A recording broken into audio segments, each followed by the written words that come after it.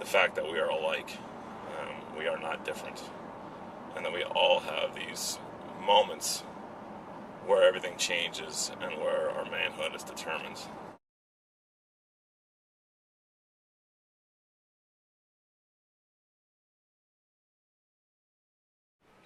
It's 7 o'clock, and I'm in the parking lot, visitors parking lot at Sing Sing Correctional Institution. I have to say I have a softball in my stomach. I'm scared shit. I've been looking up at the guard towers, and I've just been thinking a lot about what this all means. It's a beautiful morning here. There's fog out over the river, over the Hudson River. If I weren't looking at a prison, I think it's kind of picturesque, but I'm not. I'm going into a prison right now. You know, everything I've been doing has led up to this point, and I was saying the other day that part of the definition of being a good man to me is when you are afraid, not lying about it, not running away from it, but actually facing it directly. You know, I'm very afraid right now, but I'm not going to run away. I'm going to actually walk through those gates and try and bring some message of hope to those guys. And even if I can't speak for whatever reason, just because my fear overcomes me, I feel that my only, my presence is a big statement. I've also got 5 copies of our book that I'm going to bring inside. I've been told that all I can bring is my license and those copies, which have been pre-approved to go through the gates. So that's what I'm going to do. Wow. So Julio, how'd I do? Fantastic. Fantastic. Brothers embrace you. But I think more importantly, man, when you speak from your heart, you can't go wrong. And you did that today. And they were moved as you were moved. And it was clear. It was clear that something happened in that room when you see grown men cry. So thank you, Tom. Yeah. I think the highlight is to know that they count. That a few good men isn't the police officer or the veteran or the person serving in Iraq. They understand that they too are part of this mass movement to be good fathers and to be good men. And I think that came across very clearly today in how everyone echoed that sentiment, not only about being a father, but the turning point in their lives. I'm in the car after leaving Sing Sing, after leaving Julio. Sun's come out. I have to say it was one of the most intense experiences of my life. They wouldn't let me in at first. Julio, there was a large African American woman at the gate who apparently didn't like Julio and was giving him a hard time and said I was not on the list and I couldn't come in under no circumstances.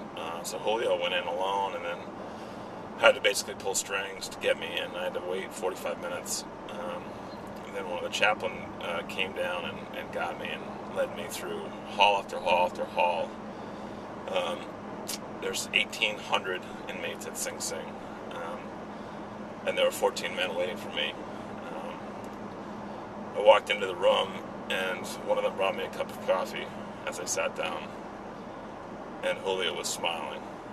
And at that moment, my fear disappeared, and as I heard the men talk, Julio actually made them go around the room and introduce themselves, to say who they were, what their crime was, how long they were sentenced, how long they had served, and why they were in the theological seminary, what they hoped to get out of it. And they went around the room, one at a time. Most of the men were there for life or for very long sentences. Many of the men had served 15, 20. One man had served 32 years. Some of the men who had served 15, 20 years looked like they were kids. They obviously had been there since they were very young. They all smiled at me, and they immediately made me feel comfortable.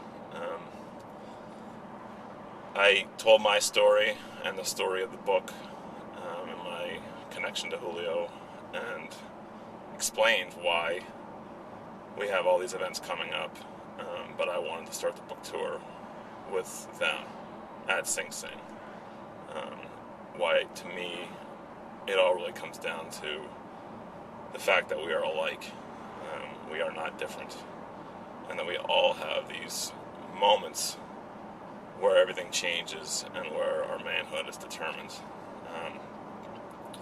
And Julio brought that up after I was done. I probably talked for 45 minutes and asked the members of the class to share their moment. I had shared about when I had to call my mother and explain why,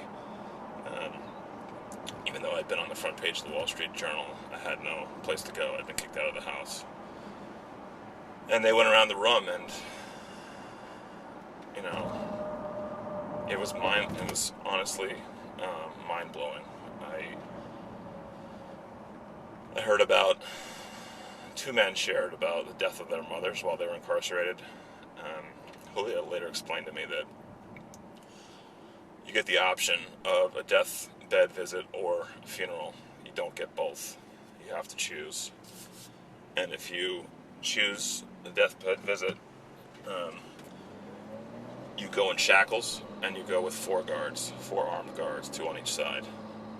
So one of the men described how he was shuffling down the hall of the hospital where his mother was about to die, and the nurses were pleading with the guards to take the shackles off, and they would not.